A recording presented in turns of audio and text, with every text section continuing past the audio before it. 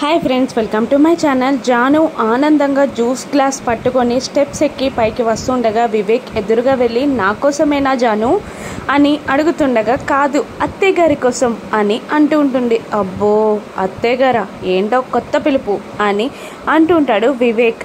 కొన్ని పనులు కావాలి అంటే కొన్ని చేయాల్సిందే అని అంటూ వివేక్ని పక్కకి తప్పించి దేవయాని రూమ్లోకి జ్యూస్ గ్లాస్ని పట్టుకొని వెళ్తుంది జాను. అప్పటికే నొప్పులతో అమ్మా ఆ మనిషి నన్ను చితకబాదేసింది అని అనుకుంటూ ఉండగా జాను జ్యూస్ గ్లాస్తో ముందు నిలబడుతుంది.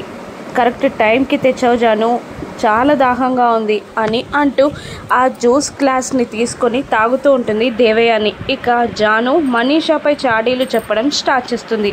అసలు ఆ మనీషా ఏమనుకుంటుంది అత్తయ్య, ఎవరినో ఇంట్లో నుండి గెంటేస్తుందట, చితక బాదుతుందంట, ఏంటి ఏమైంది అసలు అని జాను అడగగానే దేవయాని షాక్ అవుతూ ఏంటి ఇంట్లో నుండి గెంటేస్తుందా అని అడుగుతుండగా అవునత్తయ్య, తన మెడలో ఉన్న తాళిని అడ్డం పెట్టుకొని ఎవరినో ఇంట్లో నుండి గెంటేస్తుందంట అని అంటూ అవును నిన్న రాత్రి మీ ఇద్దరికి గొడవైందా, అయ్యో నాకు తెలియదు, దానికి ఎంత ధైర్యం మీతో గొడవ పడ్డానికి, మీరు లేకుంటే అది ఇంట్లోకి రాలేకపోయేది, మీరు ఎన్ని సహాయాలు చేశారు దానికి, అయినా కృతజ్ఞత లేదు, తన తాళిని అడ్డం పెట్టుకొని మిమ్మల్ని ఇంట్లో నుండి గెంటేస్తుందంట అని మనీషాపై జాను దేవయానికి చాడీలు చెప్పగానే కోపంతో రగిలిపోతూ నన్ను ఇంట్లో నుంచి గెంటేయడానికి అధివతి అని అంటూ కిందికి దిగి వస్తుంది.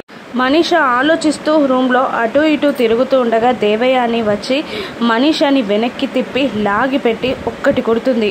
ఏంటే నువ్వు నన్ను ఇంట్లో నుండి గెంటేస్తావా అని దేవయాని అరుస్తుండగా ఏంటంటే మిమ్మల్ని నేను ఇంట్లో నుండి గెంటేయడం ఏంటి, అసలు నిన్న నైట్ నుంచి మీరు అదోలా మాట్లాడుతున్నారు అని అనగానే నీ తాళిని అడ్డం పెట్టుకొని నన్ను ఇంట్లో నుండి గెంటేస్తానన్నావట కదా, నీ తాళి తెంచడానికి ఎవరూ అవసరం లేదు, నేను చాలు అని అంటూ తాగి ఊగుతున్నట్టు కోపంతో రగిలిపోతూ మనీషాపై విరుచుకుపడుతుంది దేవయాని. ఏంటంటే ఏం మాట్లాడుతున్నారు, నా తాళి తెంచడం ఏంటి అని అంటూ ఉండగా అదేదో మిత్ర నీకు కట్టినట్టు బిహేవ్ చేస్తున్నావేంటి, నువ్వు మోసం చేసి మిత్ర కట్టినట్టు నువ్వు కట్టుకున్న తాళి కదా అది, ఈ తాళి తెంచడానికి వేరెవరెందుకు, నేను చాలు అని అంటూ ఆ తాళిని తెంచేసి సరియు ఈ లోకంలో సేఫ్గా ఉన్నంత వరకే నీకు నూకలు, అది ఒక్కసారి బయటికి వచ్చి నిజాలన్నీ చెప్పేసిందనుకో నీ బ్రతుకు బస్టాండే, నేను ఎవరి కోసం ఆలోచించను అంటూ ఆ తాళిని విసిరేసి అక్కడి నుండి వెళ్ళిపోతుంది దేవయాని పనులకి షాక్ అయి మనీషా అలా నిలబడిపోవా దూరం నుండి నవ్వుతూ చూస్తున్న ఆ ముగ్గురు మనీషా దగ్గరికి వచ్చి తాళి తెగిపోయిందా, ఇంతకుముందు దేవయాని అంటే ఏమన్నారో విన్నావా, ఇది మిత్ర కట్టిన తాళి కాదు కాబట్టి అలా తెగిపోయిందని, మిత్ర కడితే ఆ తాళి తెగదని ఎంత చక్కగా వివరించి చెప్పారో విన్నావా, ఇప్పుడేం చేస్తావు, నువ్వు కట్టుకున్న తాళి తెగిపోయింది కదా అని లక్ష్మి వెటకారంగా అంటూ ఉండగా అప్పుడే అక్కడికి అరవింద పంతులు గారు వస్తారు. ఏమైంది అని అడగ్గా మనీషా ముసలి కన్నీరు కారుస్తూ ఆంటీ నా తాళి తెగిపోయింది అని అంటూ ఉంటుంది. అరవింద షాకే పంతుల వైపు చూస్తూ పరిష్కారం ఉందా అని అడగగానే ఇది అవశకునమమ్మ, పరిష్కారం ఉంది, మంగళగౌరి వ్రతం చేపించి ఆ అమ్మాయి మెడలో అబ్బాయి చేత 3 ముళ్ళు వేయిస్తే ఏం కాదు అని పంతులు గారు అంటూ ఉంటారు. ఆ మాటతో మనీషా సంతోషపడగా రేపు వ్రతం జరుగుతుంది రెడీగా ఉండండి అని అంటుంటుంది అరవింద. అప్పుడు లక్ష్మి 3 ముళ్ళు వేసిన తాళికి సార్థకత ఉంటుంది కానీ తనకు తాను కట్టుకున్న తాళికి ఆ అవకాశం ఉండదు, ఏం కాదు పంతులు గారు అని అంటూ ఉంటుంది లక్ష్మి.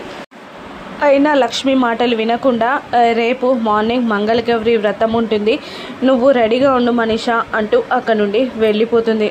మనీషా సరియు దగ్గరికి వచ్చి మాట్లాడుతూ ఉంటుంది. ఏంటి మనీషా, నా బ్యాంక్ బ్యాలెన్స్ ఇంతలా పెంచేశావు, ఏం హెల్ప్ కావాలి, నేను ఎప్పటికీ సదా మీ సేవలో ఉంటాను అని అంటుండగా నా దగ్గర నీకు కావలసినంత డబ్బుంది, నా గుట్టు నీ చేతిలో సేఫ్గా ఉండాలి, ఆ గుట్టంతా సమాధైపోవాలి అంటూ ఇంట్లో అరవింద ఏర్పాటు చేసిన మంగళగౌరి వ్రతాన్ని చెప్తూ ఉంటుంది సరయుకి మనీషా. ఇప్పుడు నన్నేం చేయమంటావు అని అనగానే లక్ష్మి ఆ వ్రతానికి అడ్డుపడకుండా ఉండాలి అంటే లక్కీ నీ చేతుల్లో ఉండాలి అని అంటుంటుంది మనీష. అంటే కిడ్నాప్ చేయాలా అని సరియు అడగగానే అవును అంతే, లక్కీ నీ చేతిలో ఉంటే ఆ గౌరీ వ్రతంలో లక్ష్మి సైలెంట్గా ఉంటుంది అని అంటూ ఉంటుంది మనీష. సరే నేను ప్లాన్ చేసి లక్కీని కిడ్నాప్ చేస్తా అని సరియు ఒప్పుకుంటుంది. తెల్లవారిపోతుంది. లక్ష్మి ఆలోచనలో పడిపోతుంది. ఆ మిత్ర కూడా ఆలోచిస్తూ ఉండగా వివేక్ అక్కడికి వస్తాడు. వాళ్ళు ముగ్గురు కలిసి మాట్లాడుకుంటూ ఉంటారు. మనీష గుట్టంతా సరియు దగ్గరుంటుంది. సరియు నోరు విప్పి మాట్లాడాలి అంటే ఏదైనా చెయ్యాలి అని అంటూ ఉంటుంది లక్ష్మి. ఇక మిత్ర కాస్త ప్లానింగ్గా సరియు కార్పొరేట్ బుద్ధి, తన ఎత్తులకు పై ఎత్తులు వెలియాలి. ఆ రోజు అక్కడ జరిగిందంతా తెలిసింది సరియు పిఏకి ఒక్కనికే. సరియు నోరు విప్పాలి అంటే ఆ పిఏ మన చేతుల్లో ఉండాలి అని వాళ్ళు ముగ్గురు అనుకుంటూ ఉంటారు. మిత్ర ఆ ప్లాన్ని ఎగ్జిక్యూట్ చేయడానికి అక్కడి నుండి వెళ్ళిపోగా లక్ష్మి ఆలోచనలో పడిపోతుంది. ఇక ఆడుతున్న పిల్లల దగ్గరికి మనీష ఒక 2 హార్ట్ సింబల్ బెలూన్స్ తీసుకొచ్చి వాటిపైన మిత్ర మనీష అని రాసుండడం పిల్లలకి చూపిస్తూ రెచ్చగొడుతూ ఉంటుంది. ఇవి గాలిలో ఎగిరేస్తా, అప్పుడు నాకు మీ నాన్నకి సంబంధం ఉందని ఊరంతా తెలిసిపోతుంది అని అనగానే పిల్లలు కోపంగా లాక్కొని ఆ బెలూన్స్ని పగలగొట్టేస్తారు. నా బెలూన్స్ని పగలగొట్టేస్తారా? బయట చాలా బెలూన్స్ ఉన్నాయి, నేను వాటన్నిటిపై మిత్ర మనీష అని రాసి ఎగిరేస్తా, అప్పుడేం చేస్తారు అని బ్లాక్మెయిల్ చేస్తూ ఉండగా వాటన్నిటిని కూడా పగలగొట్టేస్తాం అని అంటూ పిల్లలు బయటికి వెళ్తారు. ఇక అప్పుడే సరియు ఒక మనిషి ద్వారా పిల్లలకి మత్తుమందించి కారులో కిడ్నాప్ చేస్తుంది. సరియు పిల్లలు నిద్రపోయిన ఫోటోని ఒక ఫోటో తీసుకొని లక్ష్మికి ఫోన్ చేస్తుంది. లక్ష్మి ఒంటరిగా ఉన్నావా? నీతో కాస్త మాట్లాడాలి, పక్కన ఎవరూ లేకుండా మాట్లాడు నాతో అని సరియు అంటుండగా ఎవరు నువ్వు అని అడుగుతూ ఉంటుంది లక్ష్మి. నీకు కావాల్సిన వాళ్ళు నీ కూతురు నీ కొడుకు నా దగ్గరున్నారు అని అంటూ ఫోటో సెండ్ చేస్తుంది. ఇక ఎవరు నువ్వు అని లక్ష్మి నిలదీస్తూ ఉండగా ఏం లేదు, నాకు కావాల్సింది నువ్వు ఇంట్లో నుండి వెళ్ళిపోవడమే అని సరియు అనగానే లక్ష్మి షాక్ అవుతుంది. ఏంటి అని అనగానే ఆల్రెడీ ఒకసారి ఆస్తి రాసిచ్చి నువ్వు ఇంట్లో నుండి వెళ్ళిపోయావు కదా, ఇప్పుడు అదే జరగాలి. నువ్వు ఆ ఇంటి నుండి వెళ్ళిపోవాలి, అప్పుడు పిల్లలు నీ దగ్గరికి చేరుతారు. నువ్వు వచ్చేటప్పుడు మిత్రాకి మనీషాని జోడీగా చేసిరా, అప్పుడు నీ పిల్లలు నీకు దక్కుతారు. లేదంటే తెలుసు కదా, చూసావా అక్కడ పిల్లల పక్కన పాయిజనస్ ఇంజెక్షన్ ఉంది, అది వాళ్ళకి ఎక్కిస్తా అని అంటూ బెదిరించి కాల్ కట్ చేయగానే లక్ష్మి కోపంతో ఊగిపోతూ మనీష దగ్గరికి వెళ్ళి మనీష చెంపలు పగలగొడుతూ నా పిల్లలు ఎక్కడా అని అడుగుతూ ఉంటుంది.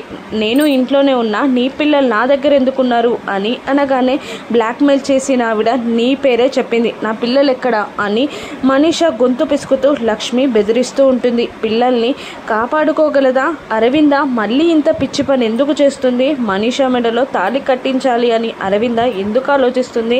మిత్రాని పిల్లల్ని లక్ష్మి ఏ విధంగా కాపాడుకోగలదో రాను ఎపిసోడ్స్లో చూద్దాం. Thank you for watching.